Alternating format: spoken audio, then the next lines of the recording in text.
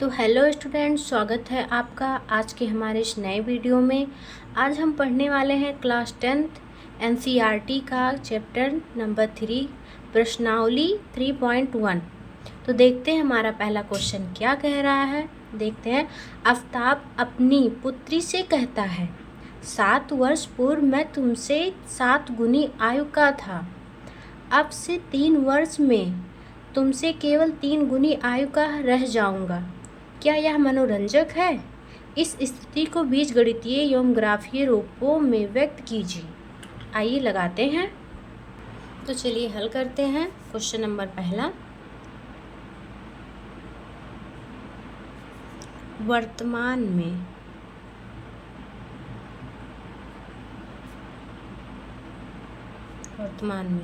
माना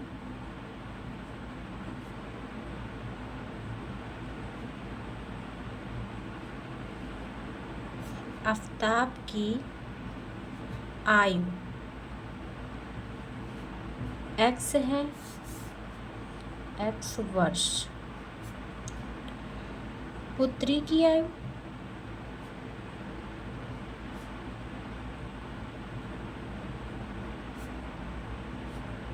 y वर्ष। तो क्या बोला है? 7 वर्ष पूर्व आफ्ताब की आयु x-7। ये जो हमारी वर्तमान आयु है x है, तो हमें 7 वर्ष पूर्व यानी पहले, तो x में से आज के वर्ष में से, आज के आयु में से हम पहले के आयु को घटा देंगे, जो बोल रहा है 7 वर्ष पूर्व। ऐसे पुत्री की आयु y-7। तो आइए प्रश्नानुसार हल करते हैं। प्रश्नानुसार आफ्ताब की आयु बराबर 7 वर्ष गुणे पुत्री की आयु। क्या बोला? मतलब आफ्ताब बोलता है कि 7 वर्ष पूर्व मैं तुमसे 7 गुनी आयु का था, कि मतलब जो तुम्हारी इस समय की वर्तमान की आयु है उसका मैं 7 वर्ष पूर्व तुम्हारी इस आयु को 7 गुना था। तो इस आफ्ताब की आयु क्या है? x-7 है, इक्वल टू 7 वर्ष। पुत्री की आयु y-7। क्या हो गया? x-7 इक्वल टू, इसमें मल्टीप्लाई कराएंगे 7y माइनस 7-7 अब इसको इधर ले आते हैं। x माइनस का 7y, इसको लेके इधर जाएंगे तो क्या हो जाएगा? प्लस का 7 माइनस का x-7y, इधर ले आते हैं प्लस का 42 इक्वल टू 0। समीकरण नंबर 1। अब क्या कहता है? अब से 3 वर्ष बाद मैं तुमसे केवल 3 गुनी आयु का रह जाऊंगा। 3 गुनी का मतलब कि आफ्ताब की जो आयु है वो पुत्री की आयु से 3 गुनी आयु का रह जाएगा। तो ये क्या हो जाएगा? x प्लस, बाद बोल रहा है ना, x+3, और इसका क्या हो जाएगा? y+3। यहाँ क्या बोला? 3 वर्ष बाद, तो बाद के लिए हम प्लस करते हैं और पूर्व यानी पहले के लिए माइनस लगाते हैं, क्योंकि हमको पहले जाना है। तो देखिए, आफ्ताब की आयु 3 वर्ष बाद x+3 वर्ष, और फिर पुत्री की आयु y+3 वर्ष। आफ्ताब की आयु बराबर 3 गुणे पुत्री की वर्तमान आयु। पुत्री की 3 वर्ष बाद की आयु क्या हो जाएगा? x+3, यहाँ पे क्या हो जाएगा? 3 मल्टीप्लाई y+3। 3 वर्ष बाद की बात है। अब क्या होगा? 3 × 1 3, 3 × 3 9, x-3y प्लस का 3 माइनस का 9 equal to 0। x-3y minus 6 equal to 0। समीकरण नंबर हो गया दूसरा। तो देखते हैं समीकरण नंबर 1 और 2 का ग्राफ निरूपण करना। तो क्वेश्चन में हमको बोला है ना कि इस स्थिति को बीजगणितीय एवं ग्राफीय रूपों में व्यक्त कीजिए। तो देखिए, समीकरण नंबर 1 से हम प्राप्त करते हैं, क्या है? x-7y प्लस 42 इक्वल टू 0 है। तो हम x इक्वल टू लिखते हैं 42 प्लस 7y। अब हम ग्राफ के लिए निकालेंगे एक्स वाई का मान। एक्स वाई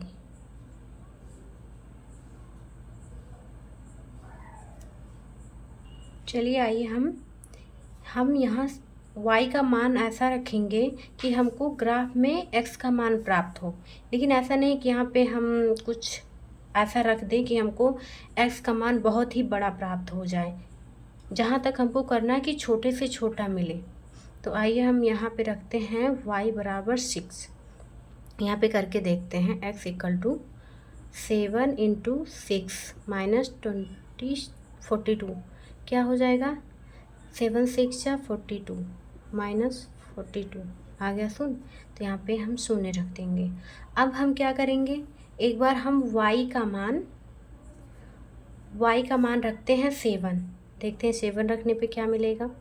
7 7 जा 49 माइनस 42। अब क्या हो जाएगा, यहाँ पे हमको मिलेगा 7 मैंने y का मान भी रखा, हमको x का मान भी 7 ही प्राप्त हुआ।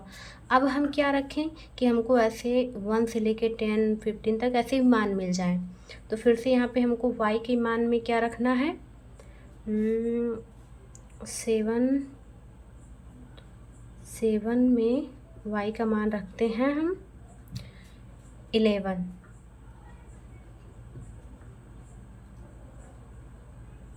तो क्या होगा, 11 7 जा 77 माइनस 42।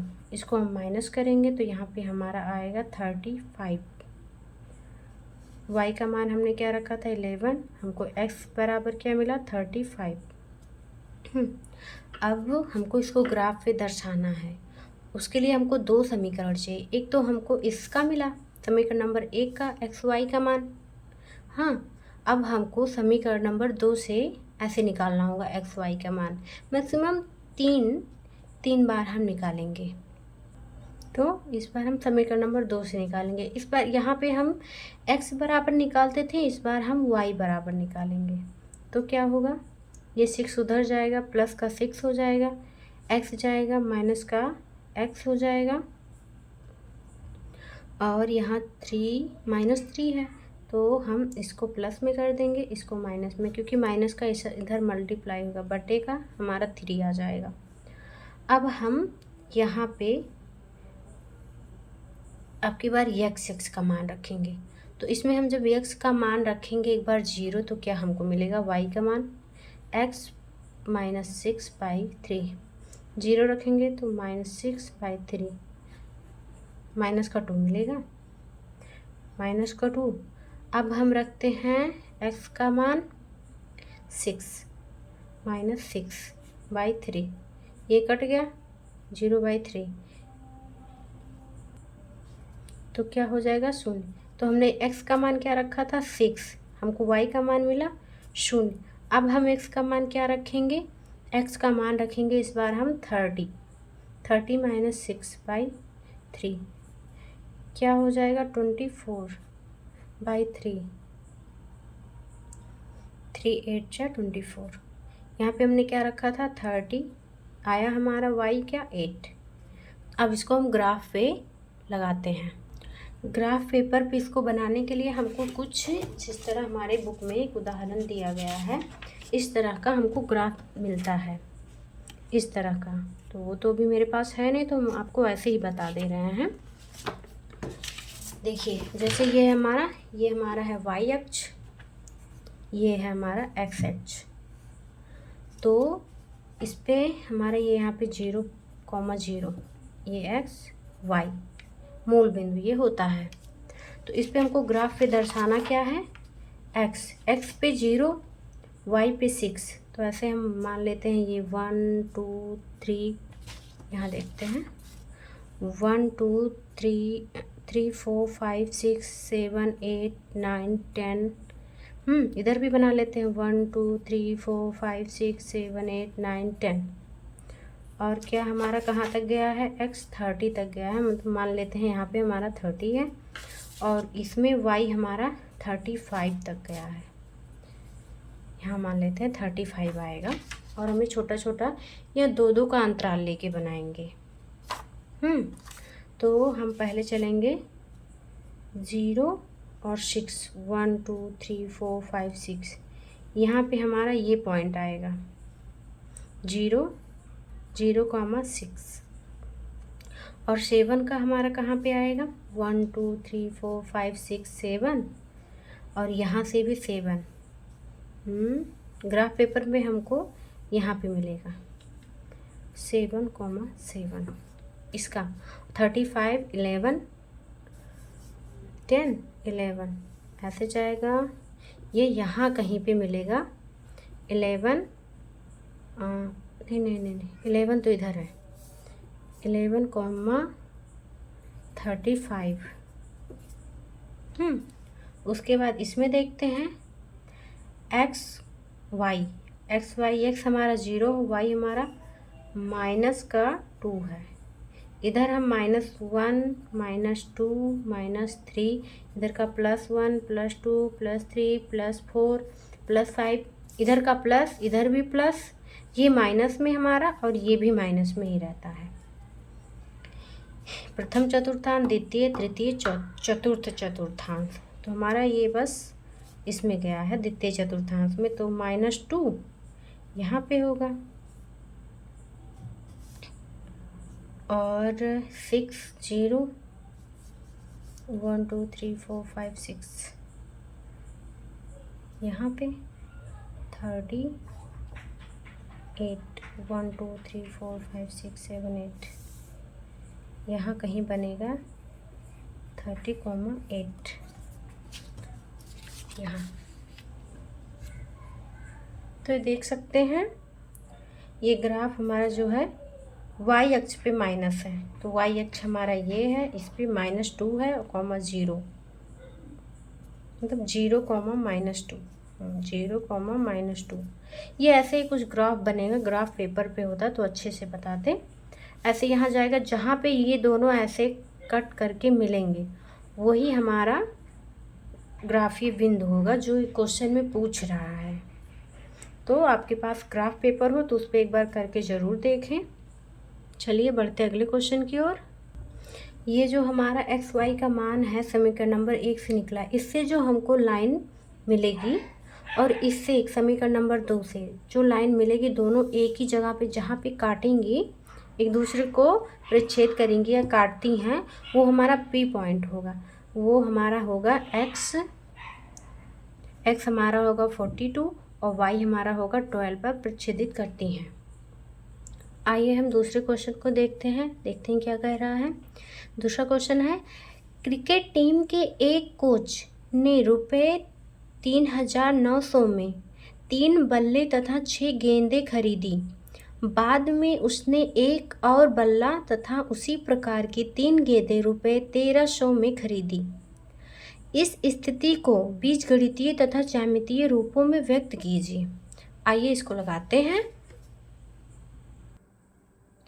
यदि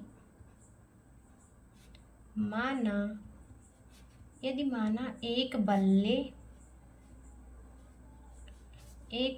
का मूल्य ₹X है, तो तीन बल्लों का मूल्य क्या होगा? एक X है, मतलब 1X, तो 3 बल्लों का 3X। 3 बल्लों का मूल्य 3X और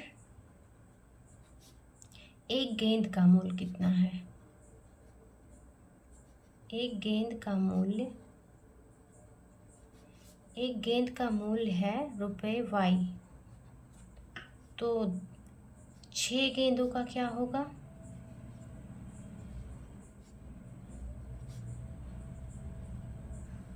6, एक का 1 है तो 6 का 6Y।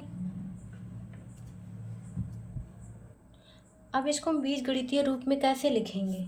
क्या कह रहा है कि 3 बल्ले तथा 6 गेंदें खरीदता है, कितने रुपए में?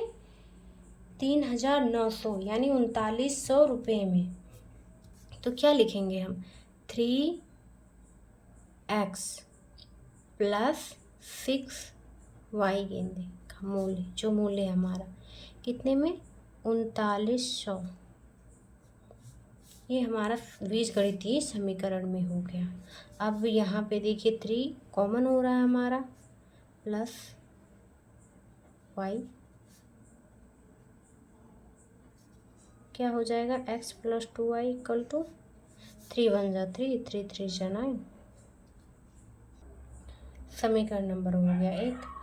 अब इसी प्रकार क्या कह रहा है, बुक में क्वेश्चन देखिए, कह रहा है तथा उसी प्रकार की 3 गेंदें, नहीं यहाँ से, बाद में उसने एक और बल्ला तथा उसी प्रकार की 3 गेंदें 1300 में खरीदी। अब देखो फिर से वही कह रहा है, एक गेंद है और यहाँ पे 3 बल्ले का मूल्य था, और यहाँ पे बोल रहा है दोबारा एक बल्ला खरीदा और 3 गेंद, इसकी जगह 3 गेंद, इसकी जगह एक बल्ला। तो यहाँ पे 3 नहीं है, एक है तो x ही हो जाएगा। यहाँ पे 6 नहीं है, यहाँ पे 3 बोल रहा है, 3 गेंदें खरीदता है। x प्लस 3y कितने में 1300 में। ये हो गया समीकरण नंबर 2। अब समीकरण नंबर 2 समीकरण नंबर 3 को जैसे हम पहले क्वेश्चन में किए थे वैसे करते हैं ग्राफीय रूप में। समीकरण नंबर 1 से ग्राफ बना, मतलब x और y का मान निकालते हैं।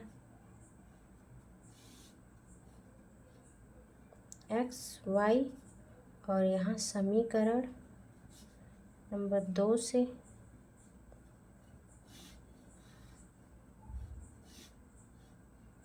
x y का मान निकालते हैं। समीकरण नंबर 1,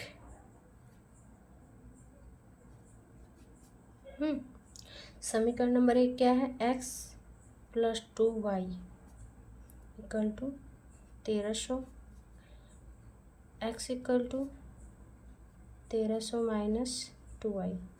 अब हमें y का मान ऐसा रखना है कि 130 1300 से मतलब उसको घटा दिया जाए, तो इसका हम मान कुछ ज़्यादा रखेंगे, 1 2 3 4 ऐसा कुछ नहीं रखेंगे। ऐसा हमें रखना हो कि जो इसके आसपास आए। तो एक रफ में करके देखते हैं। तो आइए हम यहाँ पे y का मान एक बार रखते हैं 650। तो क्या होगा x का मान -2 इंटू 650, यहाँ पे हमारा आएगा 130, यह आ गया 0, x इक्वल टू 0। दोबारा हम रखेंगे 0, y इक्वल टू 0। तो जब यहाँ 0 रखेंगे तो हमको यही मिलेगा, 1300 ही मिलेंगे। अब हमें तीसरा पॉइंट हमको क्या निकालना है, इसमें हम रखते हैं y इक्वल टू 600 रखेंगे तो हमें यहाँ 1200 मिलेगा, और 1300 में से 1200 जाएगा, बचेगा 100। ये हमको समझ में आ गया, हमको पहला समीकरण का ग्राफ मिल गया समीकरण। अब हम दूसरे का निकालते हैं। दूसरा समीकरण क्या है, दूसरा समीकरण है हमारा x plus 3y equal to 1300। इस बार हम पहले क्वेश्चन की तरह y बराबर लिखेंगे 1300 माइनस x बाई 3। अब यहाँ पे हमको x का मान रखना होगा।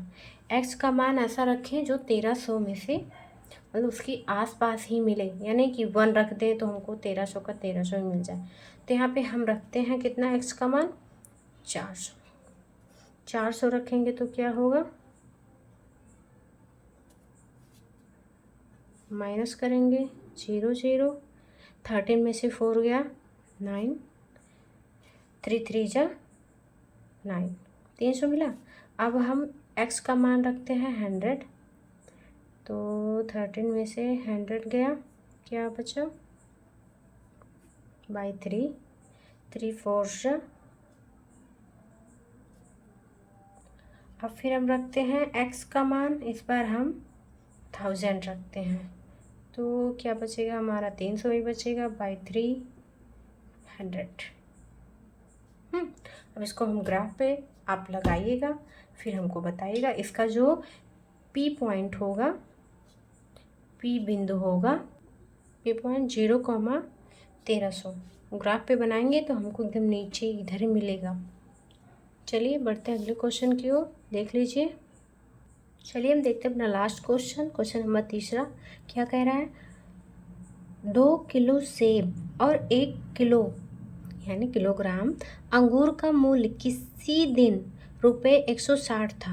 एक महीने बाद 4 किलो सेब और 2 किलो अंगूर का मूल्य ₹300 हो जाता है। इस स्थिति को बीजगणितीय तथा ज्यामितीय रूप में व्यक्त कीजिए। आइए व्यक्त करते हैं। क्वेश्चन नंबर 3 क्या है? यदि माना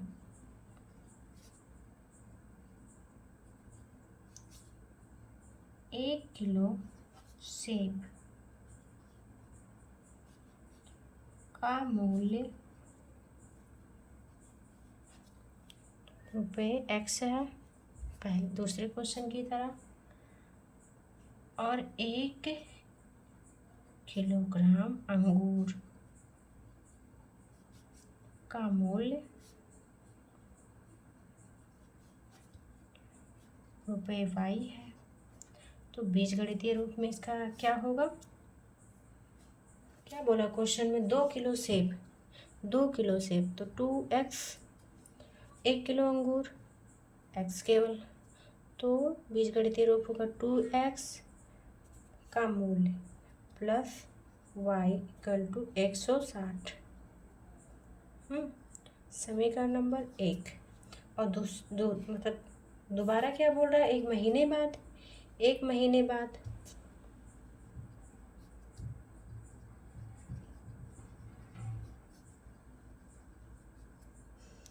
एक महीने बाद 4 किलो सेब का मूल्य, तो 4x हो जाएगा।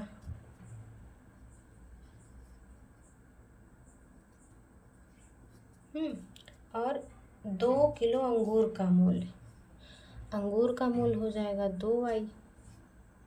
अब इसका समीकरण क्या बनेगा? 4x plus 2y equal to 300। इसमें कुछ कैंसिल होगा, 2x plus y equal to 30, 2 से कैंसिल हो जाएगा, 2x y इक्वल टू 150। समीकरण नंबर 2। आओ इसको एक्स वाई का मान निकालते हैं ग्राफ के लिए।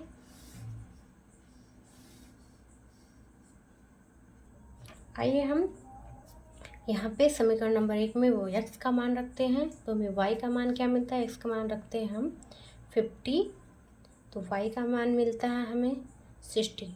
यदि हम x का मान 40 रखते हैं तो y का मान मिलता है हमको 80। x का मान यहाँ पे 30 रखते हैं तो हमें y का मान मिलता है 100। और समीकरण नंबर 2 से x का मान हम रखते हैं जब 50, तो हमें मिलता है y का मान भी 50। और यदि हम x का मान 30 रखेंगे तो y का मान हमें मिलेगा 90। यदि हम रखेंगे 25 तो मिलेगा 100। ऐसा आप यहाँ पे मान रख के रफ में करके देख लीजिएगा कि क्या मिलता है, यानी कि हम जो कह दिए वही सही है। एक बार आप खुद भी करके देखिए, क्योंकि एग्ज़ाम तो हमें देना नहीं, एग्ज़ाम तो आप ही को देना है। तो हमको ये सब मान प्राप्त होते हैं, इसको हम ग्राफ पे लगाएंगे। ग्राफ पेपर आप ले लीजिएगा, दुकान से मिल जाएगा, उसकी कॉपी भी होती है, नहीं तो वही ले लीजिएगा। ग्राफ पे करके देखेंगे। आइए देखते हैं हमारा एक्स वाई का मान 50, 60, 40, 80, 30, 100 मान मिलता है। समीकरण नंबर 2 से हमको मिलता है 50, 50 दोनों का मान, 30 x का मान, 90 y का मान, 25 x का मान, 100 y का मान। इसको हम ग्राफ पे लगाएंगे जब, तो हमको एक सीधी रेखा प्राप्त होगी, ऐसे जैसे रेल की पटरी प्राप्त होती है उसी तरह की। तो इस क्वेश्चन में हम देखते हैं जो हमारा समीकरण नंबर 1 समीकरण नंबर 2 से ग्राफीय रूप प्राप्त होता है, उससे हमें ऐसी रेखा मिलती है जो कभी एक दूसरे को ऐसे नहीं होंगे, ऐसे नहीं कभी काटेंगे, वो एक दूसरे के समांतर ऐसे ही रहेंगे। ऐसे रहेंगे तो कहीं कितने भी दूर तक जाएंगे, कभी ऐसे नहीं इसको काटेंगे, ऐसे। इसीलिए हम कह सकते हैं कि समीकरण नंबर 1 और 2 का ग्राफीय रूप प्राप्त होता है। ये रेखाएं समांतर हैं। तो यहीं पे वीडियो होता है हमारा आज का समाप्त। तो यदि आपको हमारा वीडियो अच्छा लगा हो तो उसे लाइक करें, चैनल को सब्सक्राइब करें और कमेंट में जैसा लगा हो आपको वो लिख दें। तो आज के लिए धन्यवाद। मिलते हैं आपसे अगली वीडियो में। तब तक के लिए आप लोग अपनी एग्ज़ाम की तैयारी करिए। एक क्वेश्चन को 2 से 3 बार लगाइए। धन्यवाद।